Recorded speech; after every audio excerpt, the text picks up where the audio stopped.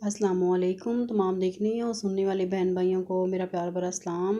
आज हम बना रहे हैं मज़ेदार क्रिस्पी आलू का पराठा, जिसके लिए हमने लिए 1 किलो आलू।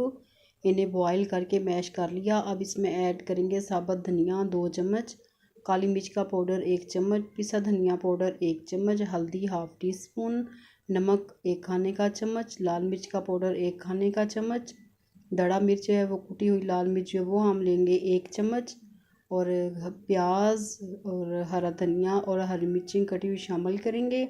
मिक्स करने के साथ इसके साथ हम अलहदा आटा हमने पहले सिंपल गूंद लिया था। अब उसके छोटे छोटे पेड़े बना के अब उसकी रोटी बेली, उसके ऊपर घी लगा के हम इसे रोल कर देंगे। रोल करने के साथ दोबारा इसे थोड़ा लंबाई में ला के इसके ऊपर दोबारा से घी लगाएंगे। घी लगाने के बाद हम दोबारा इसे रोल कर देंगे। रोल करने के बाद इसे 5 से 7 मिनट के लिए रेस्ट देंगे। इस तरह के हम 2 पेड़े बना लेंगे छोटे छोटे। दोनों को ही हम 5 से 7 मिनट के लिए रेस्ट दे देंगे।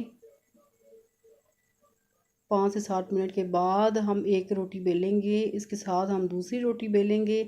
जब एक रोटी बेल के उसके ऊपर घी लगाएंगे। घी लगाने के साथ हम इसके ऊपर आलूओं वाला मिक्सचर लगाएंगे और इसके ऊपर डस्ट आटा करेंगे और साथ हम घी शामिल करेंगे। और घी लगाने के बाद जो बेली हमने रोटी अलहदा से थी वो इसके ऊपर रख के हम फिंगर के साथ प्रेस कर देंगे, ताकि दोनों जो रोटियां हैं हमारी आपस में अच्छी तरह चिपक जाए, मसाला हमारा बाहर ना आए। तवा हम गरम कर लेंगे, इसके ऊपर घी लगा के रोटी डालेंगे और इसे हल्की आंच पे पका लेंगे।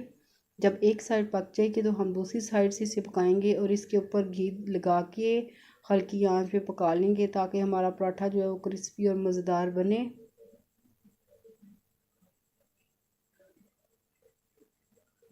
अगर आपके पास ऑयल अवेलेबल है तो आप ऑयल भी यूज़ कर सकती हैं।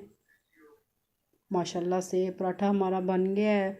इसे सर्व करेंगे। आप इसे सर्व कर सकते हैं चाय के साथ, अचार के साथ, चटनी बना लें, केचप के साथ, चिली गार्लिक के साथ।